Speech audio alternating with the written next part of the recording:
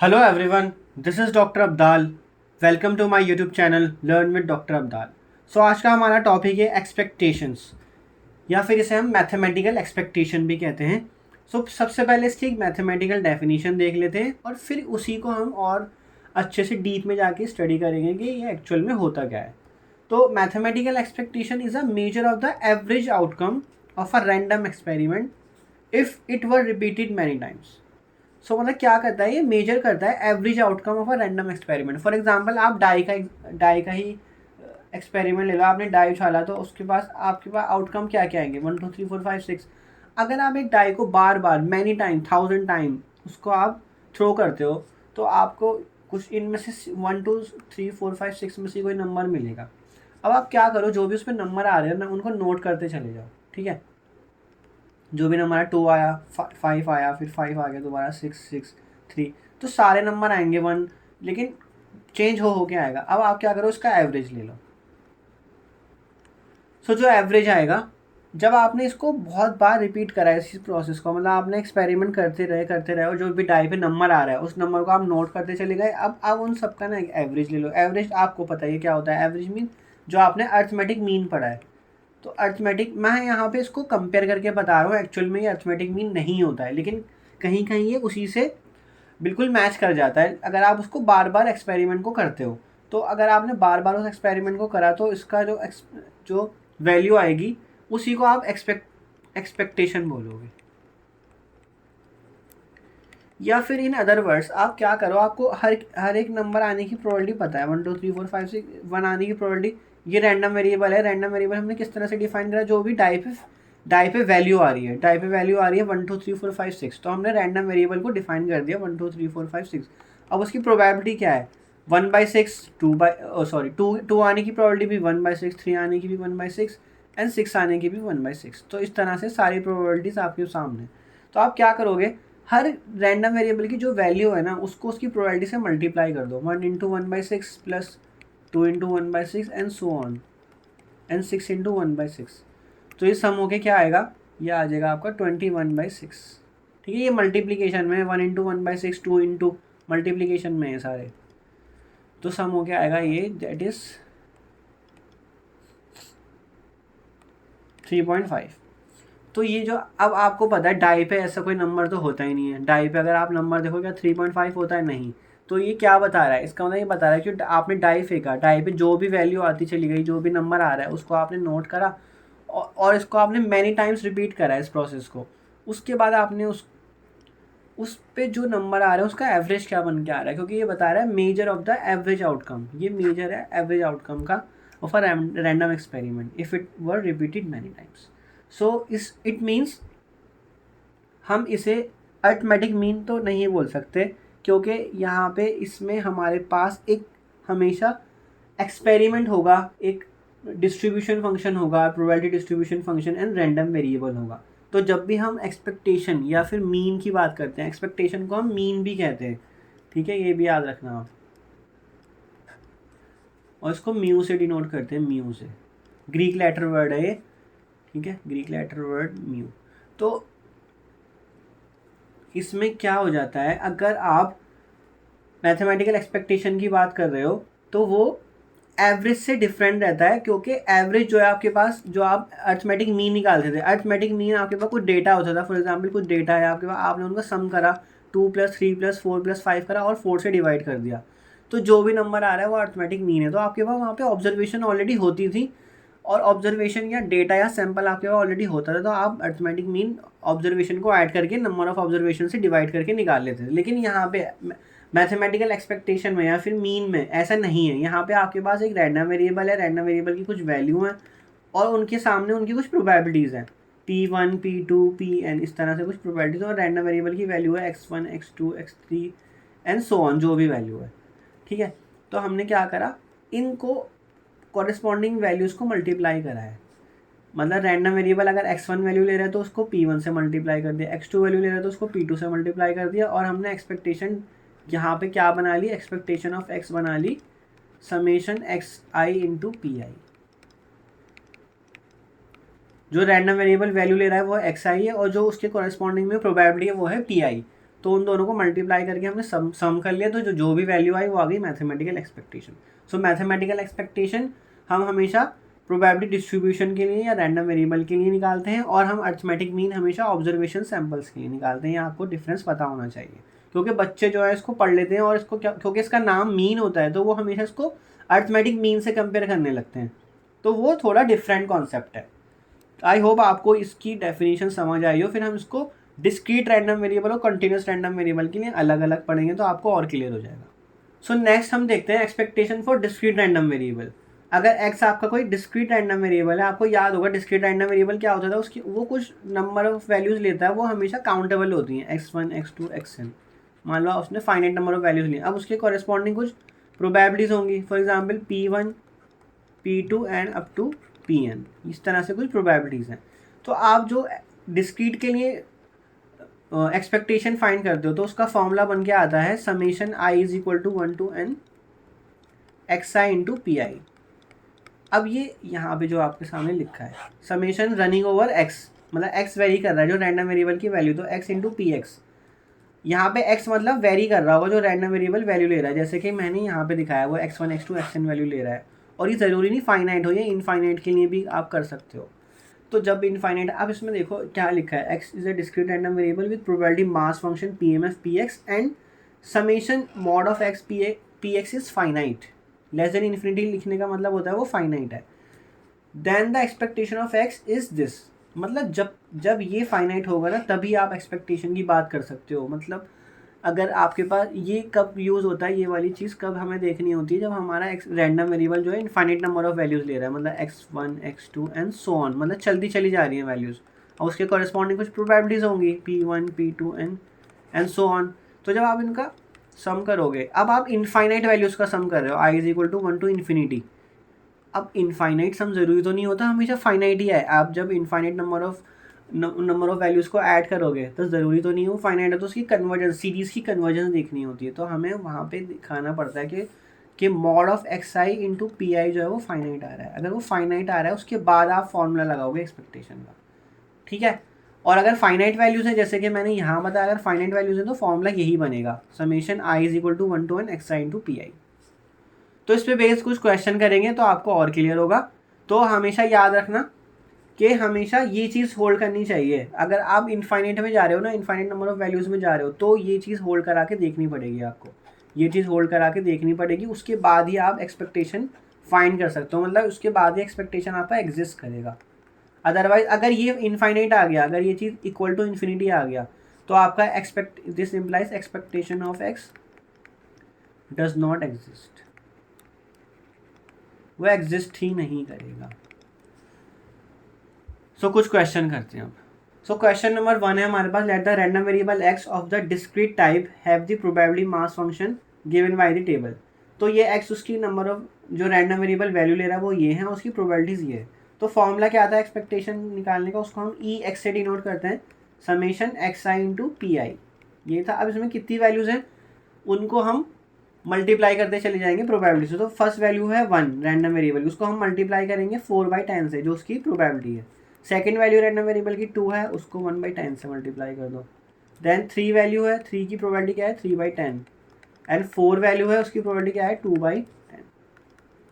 अब इनको बस ऐड कर लो, तो डिनोमिनेटर तो सबका सेम रहेगा, तो 4 + 2 + 9 + 8, तो ये हो गया आपका 23/10 विच इज़ 2.3। तो ये आपकी एक्सपेक्टेशन आ गई। तो इस रैंडम वेरिएबल की एक्सपेक्टेशन ये है। तो अब अगर कोई आपसे पूछे कि अरिथमेटिक मीन क्या इसका निकाला जा सकता है, इसको तो अरिथमेटिक मीन आप निकाल ही नहीं सकते ना। अरिथमेटिक मीन कैसे निकालोगे, इन चारों वैल्यू को ऐड करोगे और किससे डिवाइड करोगे, 4 से डिवाइड करोगे, तो वो डिफर भी कर सकता है। बट हमेशा डिस्ट्रीब्यूशन के केस में आप हमेशा एक्सपेक्टेशन ही निकालोगे, वही आपका मीन होता है in case of random variable. So next question और करेंगे तो आपको और क्लियर हो जाएगा फिर। सो नेक्स्ट क्वेश्चन है, tossing a fair die let X be the outcome of a single roll of a fair 6 sided die. मतलब एक्स क्या है, एक्स जो वो वैल्यू ले रहा है 1 2 3 4 5 6, एंड पी एक्स क्या है जो उसके कॉरेस्पॉन्डिंग में प्रोबेबिलिटीज़ हैं।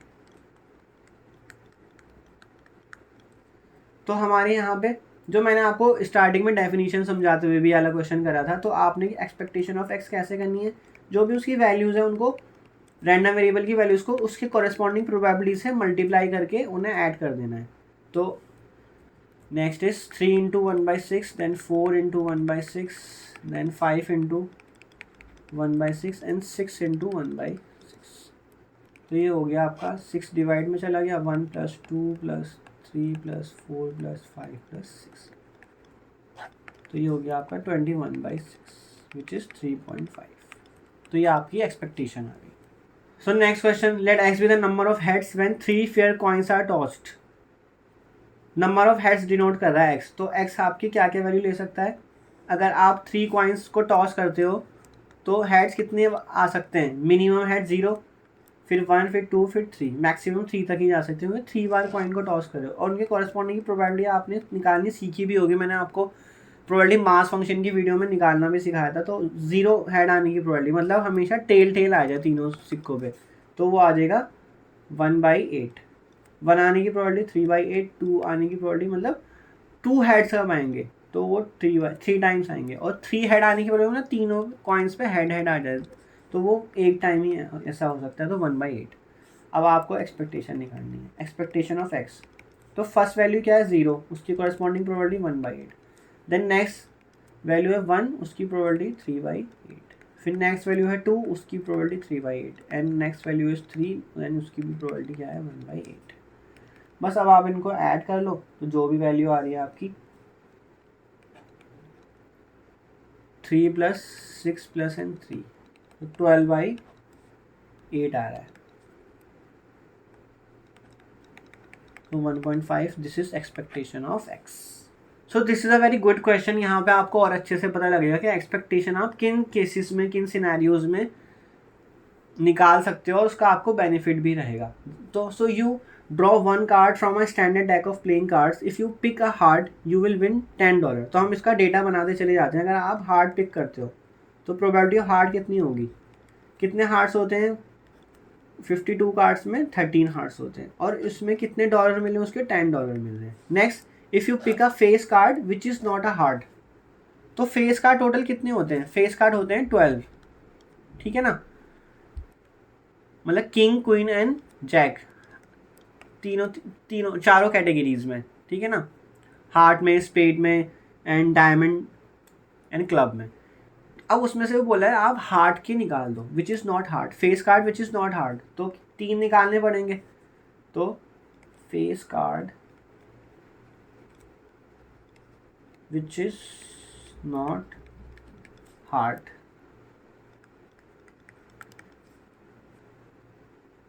तो जब आपने ये 12 थे, 12 में से 3 हार्ट आपने निकाल दिए तो कितने बचे 9, तो 9/52। अब इनको आने की प्रोबेबिलिटी, इनको आप कितने डॉलर रिसीव करोगे, $8 मिलेंगे आपको अगर इनमें से कोई कार्ड आपके पास आता है, और एनी अदर कार्ड। अब आपको पता है आप 13 कार्ड ऑलरेडी ले चुके हो और 9 कार्ड ऑलरेडी ले चुके हो, हार्ट के ले चुके हो और फेस कार्ड ले चुके हो विच इज़ नॉट हार्ट, तो टोटल कितने हो गए 22। तो 52 में से आप 22 निकाल दोगे तो आपके पास बचेंगे 30 कार्ड्स, तो वो एनी अदर कार्ड में चले जाएगा। मतलब अगर इनमें से कोई कार्ड आता है 22 कार्ड में से निकाल दो, 52 में से जो 22 कार्ड निकालोगे, जो 30 कार्ड में से कोई कार्ड आता है, तो आपको क्या होगा, यू लूज $6, तो -$6 आ जाएगा, ठीक है। अब आपको क्या करना है, एक्सपेक्टेशन निकालनी है कि इस गेम की एक्सपेक्टेशन क्या होगी। वो आपसे क्या पूछ रहा है, do you want to play, और एक्सप्लेन करना है आपको। तो आप कोई गेम कब खेलना चाहते हो, आप कोई गेम तभी खेलोगे जब आपको उसको में प्रॉफिट होगा। मतलब अगर आप उसे बार बार खेलते चले जाओ तो आपको प्रॉफिट अगर हो रहा है उससे बार बार खेलने के बाद, आपको मान लो आपने 10 टाइम वो गेम खेला और टोटल ओवरऑल सब जो एवरेज निकल के आया उसमें आपको प्रॉफिट रहा, तो ऐसा ही तो गेम आप खेलना चाहोगे। तो उसके लिए आप उस गेम की एक्सपेक्टेशन निकालोगे। तो इस गेम की एक्सपेक्टेशन क्या हो रही है, जो भी प्रोबेबिलिटीज़ है उनको उसके कॉरेस्पॉन्डिंग में जो आपको अमाउंट रिसीव हो रहा है, उस आपके पास से जो लूज़ हो रहा है उसको आपने मल्टीप्लाई कर देना है। तो जो पॉजिटिव है वो पॉजिटिव में रखोगे, 10 इंटू 13/52। देन $8 मिलना है जब आप face card which is not hard निकाल रहे हो, और -6 मिल रहे हैं जब आप बाकी कार्ड निकाल रहे हो, एनी अदर कार्ड। सो ये हो गया आपका 130, 72 एंड 180 डिवाइड बाई 52। तो ये हो गया आपका 202 माइनस 180 बाई 52। तो ये आ जाएगा आपका 22/52 which is 11/26 and which is equal to $0.42। तो ये आपकी एक्सपेक्टेशन आ रही है इस गेम की। तो इस तरह का गेम आप खेलना चाहोगे क्योंकि इसमें आपको प्रॉफिट होगा। अब ये प्रॉफिट आप खुद सोचो, क्या अगर आप फॉर एग्जांपल आपके पास 52 कार्ड्स रखे हैं सामने और आपने कोई एक कार्ड उठाया और वो एनी अदर कार्ड में से आ गया, तो पहले ही फर्स्ट कार्ड में आपने फर्स्ट कार्ड जो ड्रॉ करा उसमें ही आपको कितना लॉस हो गया, $6 का लॉस हो गया। बट यहाँ पे तो आपको एक्सपेक्टेशन दिखा रहा है 0.42। तो ये ऐसा क्यों हो रहा है? तो ये आपको हमेशा याद रखना है, ये लॉन्ग टर्म एवरेज होती है, लॉन्ग रन में जो एवरेज निकल के आती है। मतलब कि आप उस एक्सपेरिमेंट को बार बार कर रहे हो, मतलब आप इस गेम को बार बार खेले जा रहे हो। तो उसके बाद क्या होगा, एक टाइम के बाद आपको वो एक्सपेक्टेशन की तरफ भी कन्वर्ट कर जाएगी। जो वैल्यू होगी, जो अमाउंट कमा के लेके जाओगे उस गेम से, वो इस एक्सपेक्टेशन को कन्वर्ट करेगी वैल्यू, मतलब इसके करीब होगी वो वैल्यू। या फिर उसको इस तरह से देख सकते हो, अगर एक कसिनो में कोई ये गेम है तो उसमें अगर फॉर एग्जांपल उस दिन में 1000 कस्टमर आए खेलने के लिए, 1000 लोग आए खेलने के लिए, तो हो सकता है कोई लॉस करेगा, कोई प्रॉफिट, कोई लॉस, कोई प्रॉफिट, और उन सबकी लॉस एंड प्रॉफिट को ऐड करके उसका एवरेज निकाल लो आप। जो भी उनका वैल्यू आई उस वैल्यूज़ को ऐड कर लो और जितने लोगों ने खेला उससे उसको डिवाइड कर दो। फॉर एग्जाम्पल 1000 ने खेला तो जो वैल्यू आएगी ना वो 0.42 के ही आसपास आएगी। एक्सपेक्टेशन यही है। सो आई होप आपको एक्सपेक्टेशन का कॉन्सेप्ट समझ आया होगा। सो अब हम आगे प्रोसीड करते हैं। सो नेक्स्ट है आपके कंटिन्यूस केस के लिए।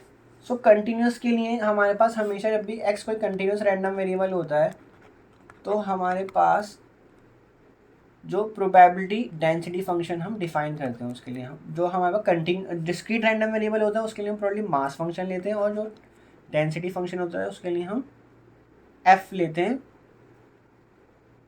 कंटिन्यूस केस की। तो हमारे पास जब एक्सपेक्टेशन निकल के आएगी इस केस में, कंटिन्यूस के केस में, वो आएगी -∞ to ∞ x into F x जो है प्रोबेबिलिटी डेंसिटी फंक्शन है।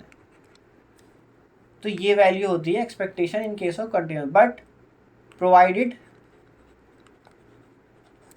-∞ to ∞ mod of x into F x dx is finite. तो इसमें भी वही केस आ गया, मॉड लगा के भी चेक करना होता है। तो कभी कभी क्या होता है ना, आप एक्सपेक्टेशन ऑफ एक्स निकाल लोगे, जब ये चीज़ निकाल लोगे हो सकता है ये वैल्यू एग्जिस्ट कर जाए। फॉर एग्जांपल ये वैल्यू 5 आ गई, बट आप जब ये चीज़ निकालो ना, मॉड लगा के निकाल रहे हो ये वैल्यू, तो ये चीज़ इन्फिनिटी जा रही है। तो इस केस में एक्सपेक्टेशन एग्जिस्ट नहीं करती है। ठीक है, ये चीज़ आपको याद रखनी है। मीन्स एक्सपेक्टेशन कब एग्जिस्ट करेगी, ये चीज़ कब एग्जिस्ट करेगी, जब ये वैल्यू फाइनाइट आएगी। बस आपको इतना याद रखना है। तो कभी कभी क्या होता है ना, स्टूडेंट इसको चेक नहीं करते हैं, वो सीधा इसको ही चेक करते हैं और मोस्ट ऑफ द केसेस में निकल के भी आ जाती है। लेकिन कभी कभी कुछ क्वेश्चंस ऐसे होते हैं जिसमें मॉड लगाने के बाद ना एक्सपेक्टेशन जो वैल्यू है, ये वाली वैल्यू जो है फाइनाइट नहीं आती, ये इनफाइनाइट चली जाती है, और ये वैल्यू तब भी फाइनाइट ही आ रही होती है, फाइनाइट वैल्यू दे रहा होता है ये।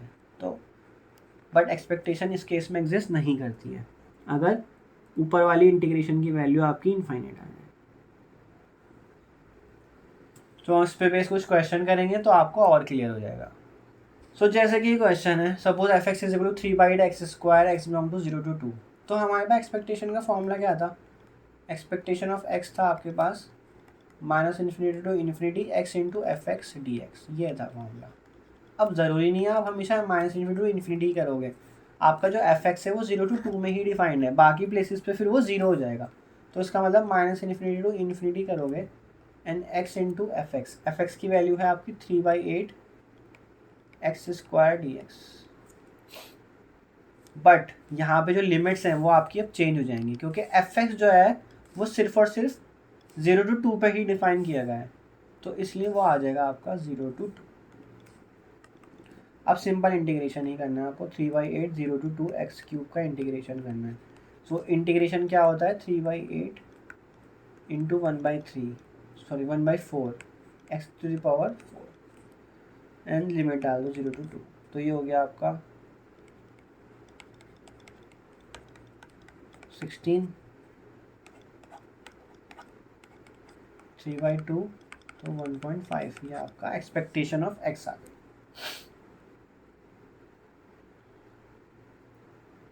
सो नेक्स्ट क्वेश्चन देखते हैं। सो कंटिन्यूस रैंडम वेरिएबल है, उसका पीडीएफ आपको गिवन है, बट यहाँ पे के की फॉर्म में गिवन है। तो आपने के पीडीएफ, जब आपने वीडियो देखी होगी मेरी, तो पीडीएफ में जब के आ जाता है तो के को कैसे सॉल्व करते हैं, उसको इंटीग्रेट कर देते हैं, उसको इक्वल टू 1 रख देते हैं, तो वहाँ से के की वैल्यू आ जाती है। तो -∞ to infinity F X D X जब करते हैं तो उसकी वैल्यू 1 के इक्वल आती है। अब हमें लिमिट अगेन से इसकी रेस्ट्रिक्ट हो जाएगी, लिमिट चली जाएगी 0 to 2। एफ एक्स क्या है, K into X 2 - X D X is equal to 1। तो मैं यहाँ पे एक्सपेक्टेशन नहीं निकाल रहा हूँ, मैं यहाँ के की वैल्यू निकाल रहा हूँ। तो के की वैल्यू निकालने के लिए हमेशा उसका इंटीग्रेशन 1 आता है, तो इसको सॉल्व कर लो। के टू एक्स का इंटीग्रेशन कर लो 0 to 2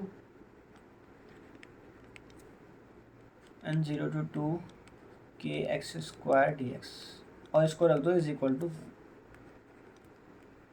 सो 2 के एक्स स्क्वायर बाई 2 और 0 to 2 माइनस के बाई 3, तो ये हो जाएगा आपका एक्स क्यूब 0 to 2, तो ये 1 के इक्वल आ गया। तो 2 से 2 कैंसिल, के 4 8, 0 तो डालने की ज़रूरत ही नहीं है, तो 4 के माइनस 8 के बाई 3 इज इक्वल टू 1 आ रहा है। तो यहाँ से आप एलसीएम लोगे तो 12 - 8 4 के बाई 3 इज इक्वल टू 1। तो के की वैल्यू क्या आ गई आपकी, 3/4 आ गई। तो यही आपका के की वैल्यू। अब आपको यहाँ से निकालनी है एक्सपेक्टेशन ऑफ एक्स। तो वो कैसे निकलती है, उसका फॉर्मूला होता है x into F X D x. अब आपकी लिमिट फिर से रेस्ट्रिक्ट हो गई, 0 to 2 हो गई, x की वैल्यू रख दो, और एफ एक्स की वैल्यू क्या है, के की वैल्यू आपको पता लगे 3/4 x 2 - एक्स डी एक्स। ठीक, यहाँ तक। अब आप क्या कर लो, इसको इंडिविजुअली इंटीग्रेट कर दो।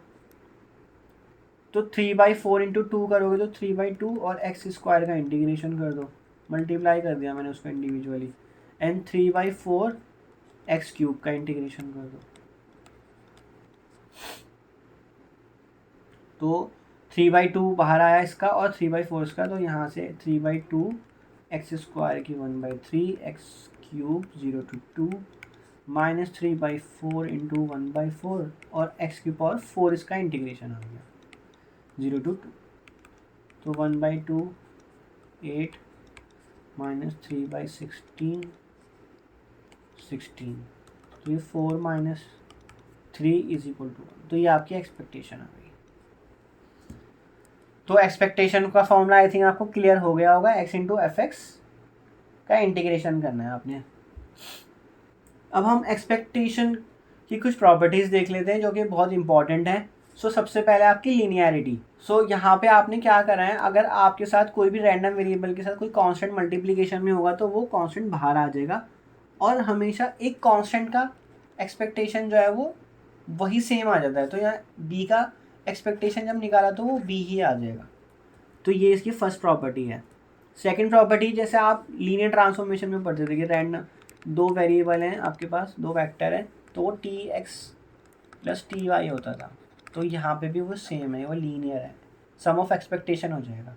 और यहाँ पे एक्स और वाई का इंडिपेंडेंट होना ज़रूरी नहीं है। जब आप वेरिएंस में प्रॉपर्टीज़ में जाओगे तो आप देखना वहाँ पे उनका इंडिपेंडेंट होना ज़रूरी होता है, तभी आप उसको अलग कर सकते हो। लेकिन एक्सपेक्टेशन में आप क्या वो इंडिपेंडेंट है या नहीं है, हमेशा उसको अलग करके लिख सकते हो। देन कांस्टेंट एक्सपेक्टेशन, मतलब जब भी आप किसी नंबर की, फॉर एग्जांपल एक्सपेक्टेशन ऑफ 5 निकाल रहे हो आप, तो 5 ही आएगा, उसमें कोई चेंज नहीं होगा, हमेशा कांस्टेंट की एक्सपेक्टेशन कांस्टेंट ही रहती है। नेक्स्ट, अगर मल्टीप्लिकेशन में आपके दोनों रैंडम वेरिएबल, सम में तो जब एडिशन में थे तो एडिशन में तो सेपरेट होगा था, लेकिन मल्टीप्लिकेशन में सेपरेट तभी होंगे जब दोनों के दोनों इंडिपेंडेंट होंगे। तो इंडिपेंडेंट की रिक्वायरमेंट यहाँ आती है जब आप मल्टीप्लिकेशन में हो। सो ये कुछ इंपॉर्टेंट प्रॉपर्टीज़ हैं, इनको आप याद रखना, आगे बहुत काम आती हैं। सो नेक्स्ट हम ये देख लेते हैं इनके बीच में डिफरेंस क्या होता है, arithmetic mean and expectation. So expectation और अर्थमेटिक मीन का डिफरेंस मैं बता चुका हूँ, वही है यहाँ पे भी, कि एक्सपेक्टेशन आप हमेशा प्रोबेबिलिटी डिस्ट्रीब्यूशन के लिए ही फाइंड करते हो। लेकिन मीन, जो अर्थमेटिक मीन होता है, यहाँ पे ए भी लगा लो तो और ज़्यादा क्लियर हो जाएगा, अर्थमेटिक मीन, तो वो स्टैटिस्टिक्स में यूज़ होता है जहाँ पे आपको डेटा गिवन होता है, ठीक है, डेटा कुछ ऑब्जर्वेशन गिवन होती है तो उसको आप सम करके उन नंबर ऑफ ऑब्जर्वेशन से डिवाइड कर देते हो। लेकिन एक्सपेक्टेशन के केस में जब डिस्क्रीट रैंडम वेरिएबल है तो सम होता है, एक्स इंटू पी एक्स होता है, और जब कॉन्टिन्यूस रैंडम वेरिएबल है तो random variable x into F x, जो उसका प्रोबेबिलिटी डेंसिटी फंक्शन होता है, इस तरह से निकलता है। तो इनमें हमेशा डिफरेंस रहता है। तो अगर नाम सेम है, एक्सपेक्टेशन को अगर आप मीन बोल रहे हो तो कन्फ्यूज मत होना, समझ जाना कि कौन सी चीज़ की बात कर रहे हैं। So next variance. तो वेरिएंस आपने जब हमारे पास ऑब्जर्वेशन होती थी, वो डेटा होता था, है ना, तब भी आपने ये चीज़ पढ़ी है, स्टैंडर्ड डेविएशन एंड वेरिएंस। तो वेरिएंस क्या बताता था, जो भी गिवन डेटा में आपकी जो वैल्यूज़ है वो कितनी स्प्रेड आउट हैं, वो कितनी ज़्यादा एक दूसरे पे दूरी पर है, या अर्थमेटिक मीन से कितनी दूरी पर है, वो ये बताता था आपका वेरिएंस। तो यहाँ पे भी वो यही बता रहा है, variance is the measure of how much the values of a random variable spread out from the expected value mean.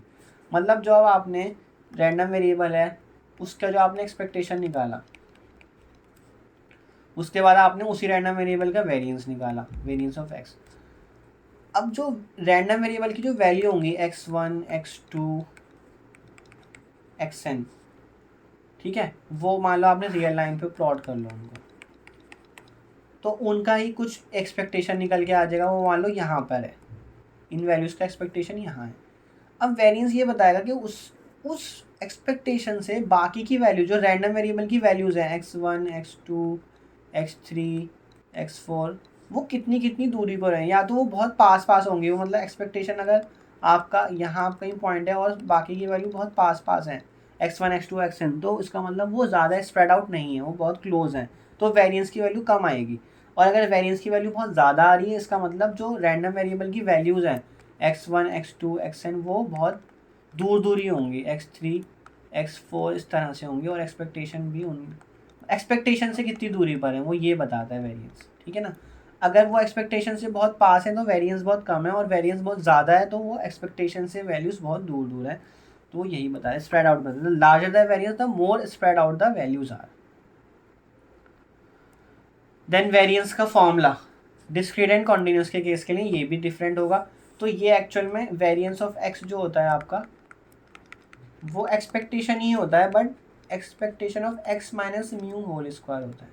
Mu क्या है, म्यू एक्सपेक्टेशन ऑफ एक्स ही होता है एक्चुअल, ठीक है।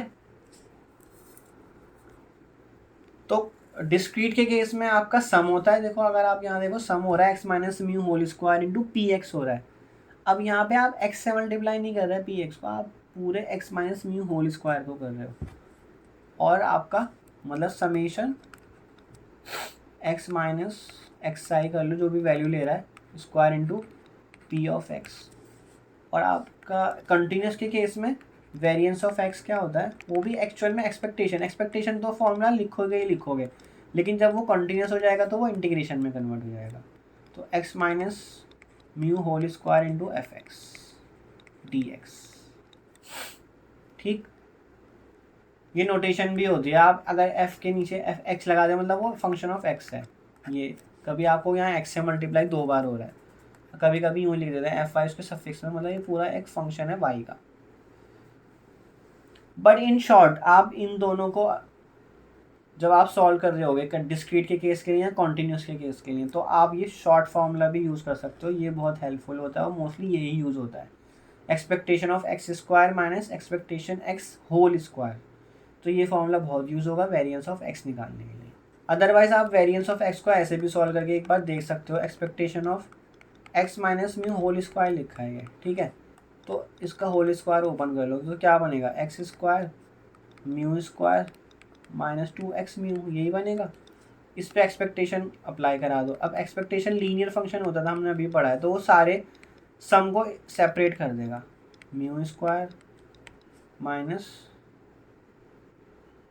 Expectation of 2x mu, next expectation of X square तो as it is रहेगा, plus mu. अब म्यू क्या है, वो तो एक कांस्टेंट है, तो कांस्टेंट का हमेशा एक्सपेक्टेशन क्या होता है, वो सेम कांस्टेंट आता है, माइनस अब 2 और म्यू तो बाहर आ जाएंगे क्योंकि प्रॉपर्टी थी ये expectation of A into x की प्रॉपर्टी थी कि ए बाहर आ जाएगा और एक्सपेक्टेशन ऑफ एक्स रहेगा, प्रॉपर्टीज़ में जाके देखना। तो यहाँ पे 2 म्यू तो बाहर आ जाएगा और एक्सपेक्टेशन ऑफ एक्स बन जाएगा ये। तो ये बन गया expectation of X square plus mu square minus 2 into mu. Mu क्या है? Mean, expectation same. और एक्सपेक्टेशन ऑफ एक्स को क्या लिखते हो आप? म्यू लिखते हो, तो फिर से म्यू लिख दो इसको। तो ये क्या बन जाएगा? Expectation of X square plus mu square minus 2 mu square. Expectation of X square और 2 mu square plus mu square, तो माइनस म्यू स्क्वायर।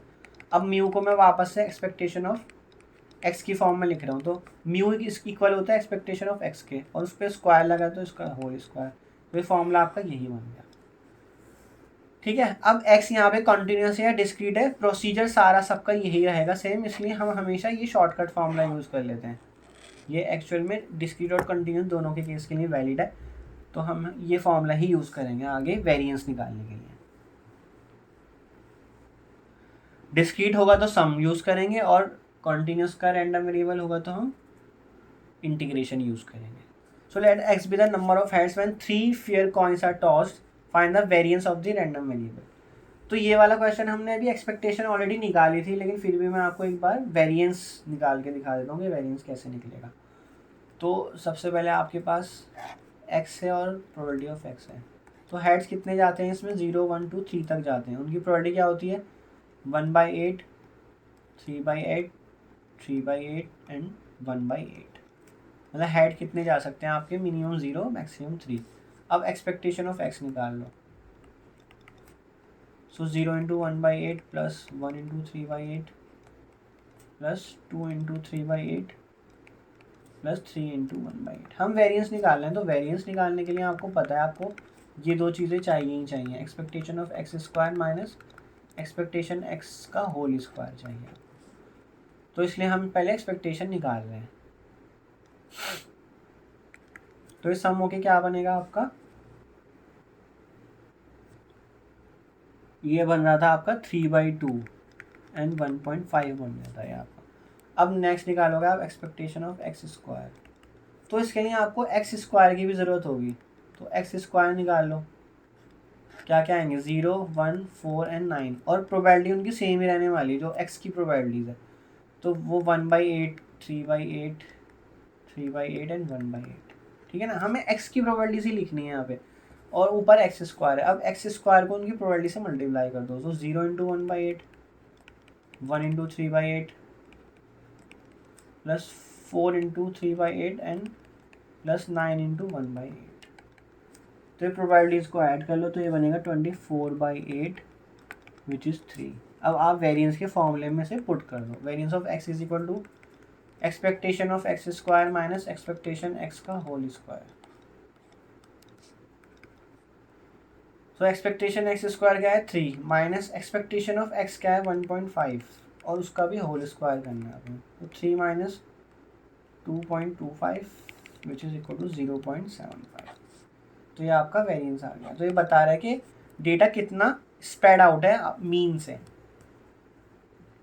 मीन कितना है? 1.5। तो वैल्यू देखो क्या क्या है? 0 1 2 3, ये रैंडम वेरिएबल की वैल्यूज़ हैं। और मीन क्या आ रहा था आपका? 1.5, तो 1.5 का यहाँ होगा, ये आपका मीन आ रहा है। अब वेरिएंस क्या बता रहा है? 0.75 आ रहा है, तो वो मतलब कितना स्प्रेड आउट है उससे वैल्यू। तो आपको दिख भी रहा है कि कितनी स्प्रेड आउट है। अगर वेरिएंस ज़्यादा आता ना तो इनमें डिफरेंस ज़्यादा होता एक्स की वैल्यूज़ में। सो आई होप आपको वेरिएंस निकालना आ गया होगा कि वेरिएंस हम कैसे निकालेंगे। ये था आपका डिस्क्रीट का केस।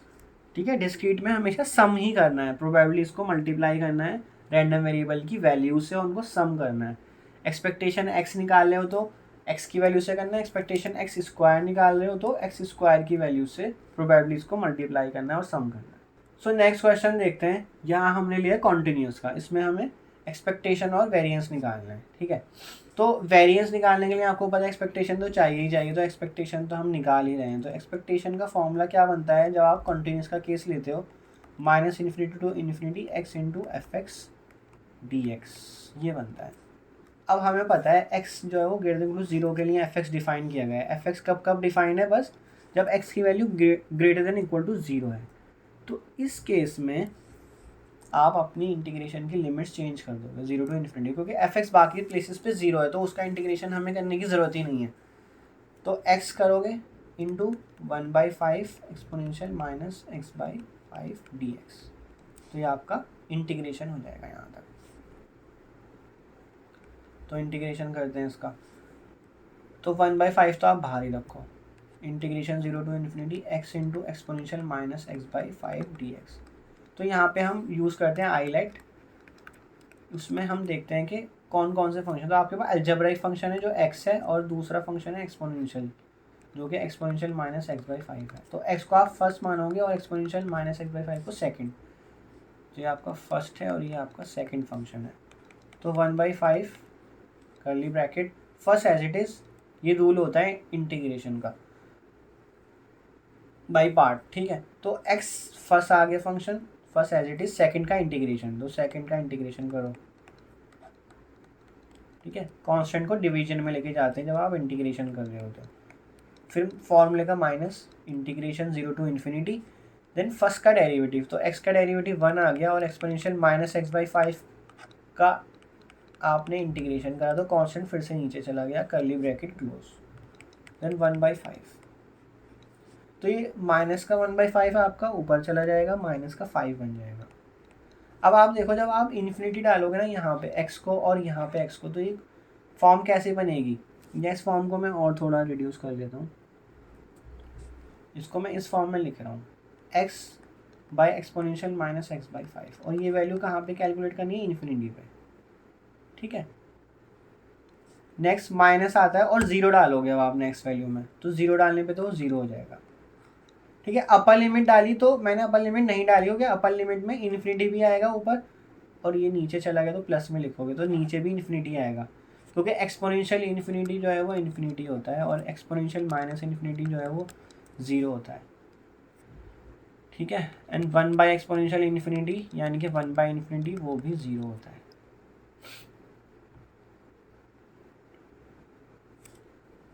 तो हम यहाँ थे माइनस, अब ये इधर चला गया ऊपर, तो ये ऊपर आके प्लस माइनस माइनस प्लस हो गया, ये वाला माइनस और ये वाला माइनस मिलके प्लस हो गए 5 प्लस का। अब इंटीग्रेशन फिर से करना है हमें एक्सपोनेंशियल माइनस x/5 का, तो इंटीग्रेशन माइनस 1/5, और लिमिट आपकी क्या है 0 to infinity, curly bracket close. अब इसको आप 1/5 बाहर जो चल रहा है चलने दो। जब आप इन्फिनिटी डालोगे तो यहाँ पे प्रॉब्लम आएगी, यहाँ पे आप एल हॉस्पिटल रूल लगाओगे, ठीक है। इसको हॉस्पिटल भी बोल देते हैं कुछ कुछ। तो यहाँ पे क्या दिक्कत आ रही है, जब आप x को इन्फिनिटी डाल रहे हो तो न्यूमरेटर भी इन्फिनिटी हो रहा है, और जब डिनोमिनेटर में x को इन्फिनिटी डाल रहे हो तो डिनोमिनेटर भी इन्फिनिटी हो रहा है, तो इन्फिनिटी बाई इन्फिनिटी की फॉर्म बन रही है। तो जब भी इन्फिनिटी बाई इन्फिनिटी की फॉर्म बनती है तो उस केस में हम न्यूमरेटर और डिनोमिनेटर को इंडिविजुअली डेरिवेटिव करते हैं, तो करते हैं इनका डिफ्रेंशिएशन। तो x का डेरिवेटिव 1 और एक्सपोनेंशियल x/5 जो नीचे आपने लिखा है वो 1/5 आ गया, एक्सपोनेंशियल x/5 उसका डेरिवेटिव करा है, और यहाँ पे हमें लिमिट डालनी है इन्फिनिटी, और दूसरी वैल्यू तो 0 आपकी आ गई थी 0 पे, तो वहाँ पे एल हॉस्पिटल रूल नहीं लगेगा, क्योंकि आपने x को वहाँ पे 0 डाला तो वो वेल डिफाइंड वैल्यू दे रहा है, 0 वैल्यू दे रहा है, इन्फिनिटी बाई इन्फिनिटी या 0/0 नहीं दे रहा है। अब इस कॉन्स्टेंट को ऊपर ले जाओ आप, तो ये बन जाएगा माइनस का 25, और इन्फिनिटी डाल दो इसमें फंक्शन में, तो एक्सपोनेंशियल माइनस इन्फिनिटी बनेगा, जो कि मैंने आपको ऊपर बताया था 0, और जब आप x को 0 डालोगे तो एक्सपोनेंशियल 0 की वैल्यू क्या होती है, वो होती है 1, तो माइनस एक्सपोनेंशियल 0 विच इज़ 1, तो मैंने 1 लिख दिया डायरेक्टली, कर्ली ब्रैकेट क्लोज। अब जब आप यहाँ पे इन्फिनिटी डालोगे ना इधर x को, तो ये एक्सपोनेंशियल इन्फिनिटी दे देगा, तो मतलब डिनोमिनेटर में आपका इन्फिनिटी आ गया, और 1 बाई इन्फिनिटी 0 होता है, तो ये वाला तो पूरा ब्रैकेट आपका 0 - 0 ही बन गया, और ये बन गया 25, तो ये बन गया 1/5 इंटू 25, तो ये हो गया आपकी वैल्यू 5, तो ये आपका एक्सपेक्टेशन आ गया 5। अब बट आपको तो निकालना है वेरिएंस, तो वेरिएंस भी यहाँ इजीली निकल जाएगा, कोई दिक्कत नहीं है।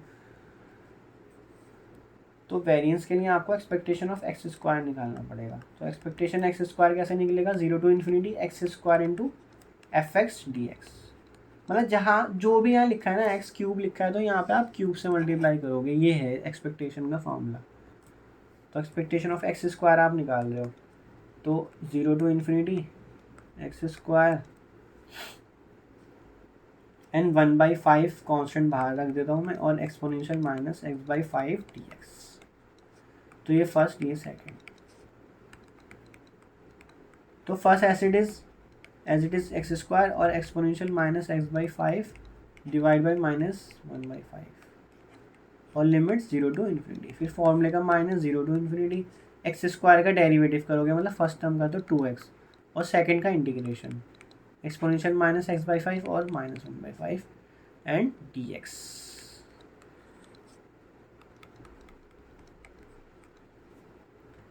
अब आपको ये पता है कि इस केस में फिर से एलोपिटल रूल लगेगा, जैसे ऊपर लगा दो तो -5। अब यहाँ पे एक्स स्क्वायर है तो ये इस तरह से बन रहा है, एक्स स्क्वायर डिवाइड में ले जाओ एक्सपोनेंशियल x/5 बन जाएगा, क्योंकि जब एक्सपोनेंशियल माइनस से न्यूमरेटर में जब आप डिनोमिनेटर में लेके जा रहे हो तो उसकी नेगेटिव जो है पावर यहाँ पे वो पॉजिटिव हो जाएगी डिनोमिनेटर में ले जाने पे।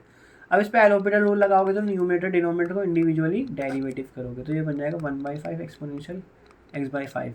अब जब आप इसमें एक्स इन्फिनिटी डालोगे फिर से इन्फिनिटी बाई इन्फिनिटी की फॉर्म बन रही है, जैसे ऊपर इन्फिनिटी बाई इन्फिनिटी की बन रही थी एक्स को इन्फिनिटी डालने पे। तो आप एक बार और डेरिवेटिव करोगे न्यूमरेटर डिनोमिनेटर का इंडिविजुअली, तो 2/1/25 एक्सपोनेंशियल x/5।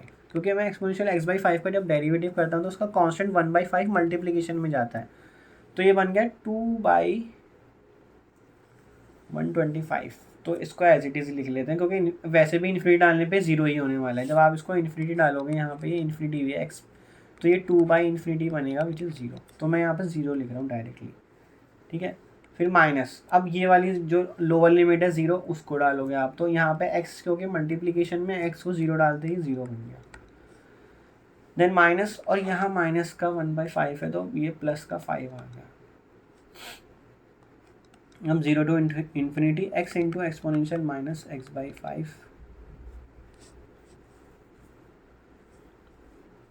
तो यहाँ 2 भी बाहर ले लूँ तो ये 10 हो जाएगा, 10 dx। तो फर्स्ट ब्रैकेट तो 0 प्लस 10। अब आपने ऊपर ये वैल्यू ये एक्चुअल में एक्सपेक्टेशन ही है, ये आपने निकाली हुई है। ऊपर कैसे निकाली हुई है देखो, ये आपने इसकी वैल्यू निकाली हुई है, बट 1/5 एक्स्ट्रा आ रहा है। अगर मैं इसको 1/5 से डिवाइड कर दूँ, मुझे यहाँ पे 1 चाहिए, मतलब मुझे यहाँ पे 1/5 ऊपर दे रखा है, मुझे उस ऊपर वाली वैल्यू को यूज़ करना है। तो क्या करूँगा मैं, मुझे सिर्फ इसकी वैल्यू चाहिए जो यहाँ मैंने ब्रैकेट करी है, बट ऊपर वैल्यू 1/5 के साथ दे रखी है। अगर आप ऊपर जाओ तो यहाँ 1/5 के साथ है वैल्यू। तो क्या करूँगा, अगर मैं इस पूरे इंटीग्रल को 5 से मल्टीप्लाई कर दूँ तो जो नीचे मुझे वैल्यू चाहिए वही मिल जाएगी। तो इस पूरे को मैं अगर 5 से मल्टीप्लाई करता हूँ, है ना, पूरा आंसर को 5 से, तो आखिरी में आंसर क्या आ रहा है 5, तो पूरा आंसर को मुझे 5 से मल्टीप्लाई करना पड़ेगा, तो वो बन जाएगा 25। तो सीधा सीधा मैं इसको क्या लिख रहा हूँ 25। तो ये बन गया आपका 1/5 इंटू 10 इंटू 25, तो ये हो गया आपका 50। तो आपका एक्सपेक्टेशन ऑफ एक्स स्क्वायर आ गया आंसर 50। अब आपका वेरिएंस का फॉर्मूला पुट कर देते हैं, जैसा हम expectation of X square minus expectation X का होल स्क्वायर, तो ये आ गया आपका 50 माइनस एक्सपेक्टेशन ऑफ एक्स क्या आ रहा था आपका, एक्सपेक्टेशन एक्स आ रहा था 5, तो 5 का स्क्वायर 25, तो 50 माइनस 25, तो ये हो गया आपका 25 which is the answer.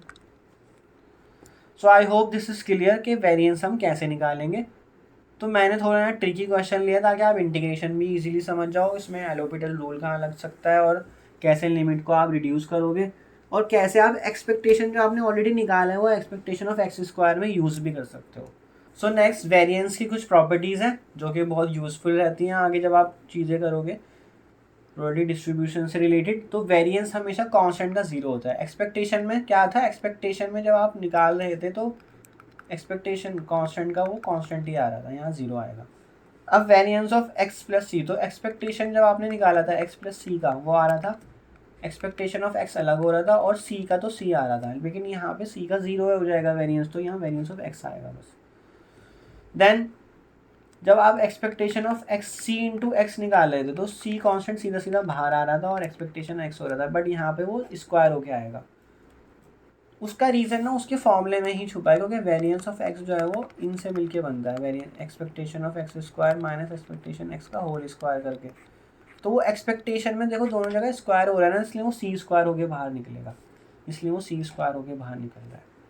Next variance of a x plus b, तो expectation of a x plus b में तो हमने ए को सीधा सीधा बाहर लिखते हैं, एक्सपेक्टेशन ऑफ एक्स आता है एन प्लस कांस्टेंट आ जाता है, बट यहाँ पे ए बाहर होके ए स्क्वायर हो गया।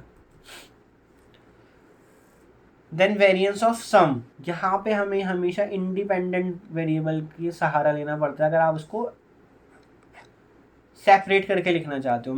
मतलब variance of x plus y को अगर आप variance of x plus variance of y लिखना चाहते हो तो यहाँ पे एक्स और वाई इंडिपेंडेंट वेरिएबल होना चाहिए। तो एक्स और वाई इंडिपेंडेंट वेरिएबल कब बनते हैं वो हम आगे की वीडियोस में सीखेंगे, और कब उस फॉर्मूले को हम यूज़ कर सकते हैं वो भी सीखेंगे। सो आई होप आपको एटलीस्ट एक्सपेक्टेशन और वेरिएंस क्या होता है ये समझ आ गया होगा, कैसे निकाला जाता है समझ आ गया होगा, इनका कॉन्सेप्ट क्या है और ये क्यों यूज़ होते हैं, ये क्या डिनोट करते हैं, क्या रिप्रेजेंट करते हैं, एक्सपेक्टेशन और वेरिएंस आपस में किस तरह से जुड़े होते हैं, ये आपको सब समझ आ गया होगा। तो फिर मिलते हैं नेक्स्ट वीडियो में। Thank you so much.